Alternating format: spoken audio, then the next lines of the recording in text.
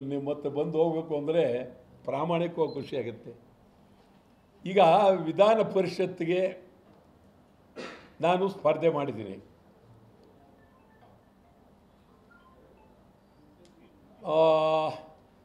ವಿಧಾನ ಪರಿಷತ್ತು ಅದು ಮೇಲ್ಮನೆ. ನಮ್ಮ ರಾಜ್ಯದಲ್ಲಿ ಶಾಸನಸಭೆ ಅದು ಕೆಳಮನೆ ಅಂತ ಹೇಳ್ತಾರೆ, ಇದು ಮೇಲ್ಮನೆ. ಮೇಲ್ಮನೆಗೆ ಅಷ್ಟೇ ಎತ್ತರವಾದವರು ಹಿರಿಯರು ಬಹಳ ಜನ ಹಿಂದೆ MPL ಶಾಸ್ತ್ರಿ ಇದ್ದರು, JB ಮಲ್ಲಾರಾಧ್ಯ ಇದ್ದರು, ಅದು ಮೊದಲನೇ ಸಭಾಪತಿ KT ಭಾಷ್ಯಂ ಮೊದಲನೇ ಸಭಾಪತಿ, AK ಸುಬ್ಬಯ್ಯ ಇದ್ದರು, ಬಹಳ ಜನ ಅದ್ಭುತವಾದಂಥ ಜನ ಇದ್ದರು. ಇವತ್ತೆಲ್ಲ ಖಾಲಿ ಆಗಿಬಿಟ್ಟಿದೆ. ವಿಧಾನ ಪರಿಷತ್ನಲ್ಲಿ ಆ ಒಂದು ವ್ಯಕ್ತಿತ್ವವುಳ್ಳ ಜನ ಇಲ್ಲ. ಇವತ್ತು ನಾನು ಭಾಳ ಸಾರಿ ಸೋತಿದ್ದೀನಿ. ಸೋಲೇ ಜಾಸ್ತಿ ನನಗೆ ಗೆಲುವಿಗಿಂತ. ಆದರೆ ನಾನು ಹೊಂದಾಣಿಕೆ ಇಲ್ಲ. ಹೊಂದಾಣಿಕೆ ಮಾಡ್ಕೊಂಡಿದ್ದರೆ ನಾನು ಏನೆಲ್ಲ ಬೇಕಾದ್ರೆ ಆಗ್ಬೋದಾಗಿತ್ತು. ಹೊಂದಾಣಿಕೆ ಮಾಡ್ಕೊಳ್ಳಿಲ್ಲ. ನಾವು ಒಂದೇ ಒಂದು ಕನ್ನಡ ಕರ್ನಾಟಕ ಬಿಟ್ಟು ಅತ್ತಿತ್ತ ಅಳ್ಳಾಡಲಿಲ್ಲ, ಹೊಂದಾಣಿಕೆ ಮಾಡ್ಕೊಳ್ಳೋಕೆ ಹೋಗಲಿಲ್ಲ.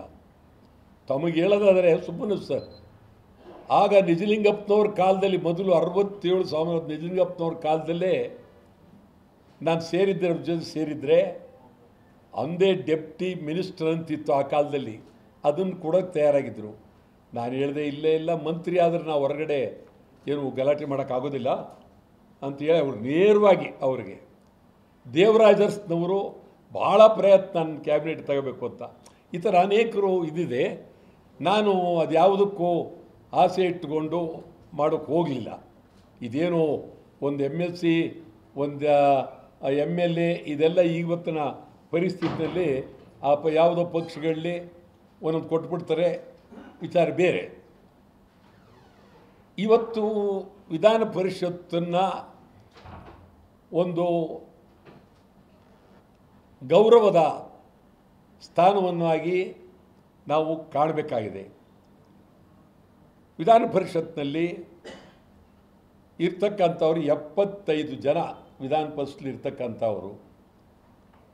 ಈಗ ಜೂನ್ ತಿಂಗಳಿಗೆ ಭಾಳ ಜನ ವಿಧಾನಸಭೆಯಿಂದ ಮತ್ತು ಹೊರಗಡೆಯಿಂದ ಬರ್ತಾ ಇದ್ದಾರೆ. ಯಾರೇ ಬಂದರೂ ವಿಧಾನಸಭೆಯ ಒಂದು ಗೌರವವನ್ನು ಕಾಪಾಡ್ತಕ್ಕಂಥದ್ದು ನಮ್ಮ ಕರ್ತವ್ಯ. ಆ ದೃಷ್ಟಿಯಿಂದ ನಾನು ಭಾಳ ಚಿಂತನೆ ಮಾಡಿ ವಿಧಾನ ಪರಿಷತ್ತಿಗೆ ಸ್ಪರ್ಧೆ ಮಾಡಿದ್ರೆ ಒಳ್ಳೆಯ ಒಂದು ಸಂದರ್ಭ ಆಗುತ್ತೆ ಅಂಥೇಳಿ ತೀರ್ಮಾನ ಮಾಡಿ ನಾವು ಈಗಾಗಲೇ ಸುಮಾರು 21,000 ಎಷ್ಟು 21,500 ಸದಸ್ಯರಿದ್ದಾರೆ ಇಡೀ 4 ಜಿಲ್ಲೆಯಲ್ಲಿ. ಮೈಸೂರಿನಲ್ಲಿ ಜಾಸ್ತಿ, ಇಲ್ಲಿ ಹಾಸನ, ಮಂಡ್ಯ, ಚಾಮರಾಜನಗರ. ಸೊ ಎಲ್ಲ ಕಡೆನೂ ನಾನು ಎಲ್ಲರನ್ನೂ ಸಂದೇಶಗಳ ಮೂಲಕ ಭಾಳ ಪ್ರಾಮಾಣಿಕವಾಗಿ ಅವರನ್ನು ಹೇಳ್ತಾ ಇದ್ದೀನಿ. ಮತ್ತು ಇದು ವಿಧಾನ ಪರಿಷತ್ತು ಇದು ಯಾವುದೇ ಒಂದು ಪಕ್ಷದ ಹೆಸರಿನಲ್ಲಿ ನಿಲ್ತಕ್ಕಂಥದ್ದಲ್ಲ. ಇದು ಯಾರಿಗೂ ಅರ್ಥ ಆಗ್ತಾ ಇಲ್ಲ. ಇದು ಪ್ರಾಶಸ್ತ್ಯ ಮತ. ಮೊದಲನೇ ಪ್ರಾಶಸ್ತ್ಯ, ಎರಡನೇ ಪ್ರಾಶಸ್ತ್ಯ, 3 ಈ ಥರ ಪ್ರಾಶಸ್ತ್ಯ. ನನಗೆ ಮೊದಲನೇ ಓಟ್ ಕೊಟ್ಟರೆ ನಿಮಗೆಲ್ಲ ಗೊತ್ತಿದೆ, ನಾನೇ ಇದು ಮಾಡ್ಬೇಕು. ಅದೇ ನಮ್ಮ ರಾಜಕೀಯ ಪಕ್ಷದವ್ರು ಇದನ್ನು ಎಲ್ಲರಿಗೂ ಓಟ್ ಕೊಡೋಕ್ಕೆ ಅವಕಾಶ ಇದೆ, ಅವರವರ ಇದ್ರ ಮೇಲೆ ಚಿಂತನೆ ಮಾಡೋದಕ್ಕೆ. ಇದಕ್ಕೆ ಪಕ್ಷದ ಹೆಸರನ್ನ ಮಾಡ್ತಕ್ಕಂಥದ್ದು ಇಲ್ಲ.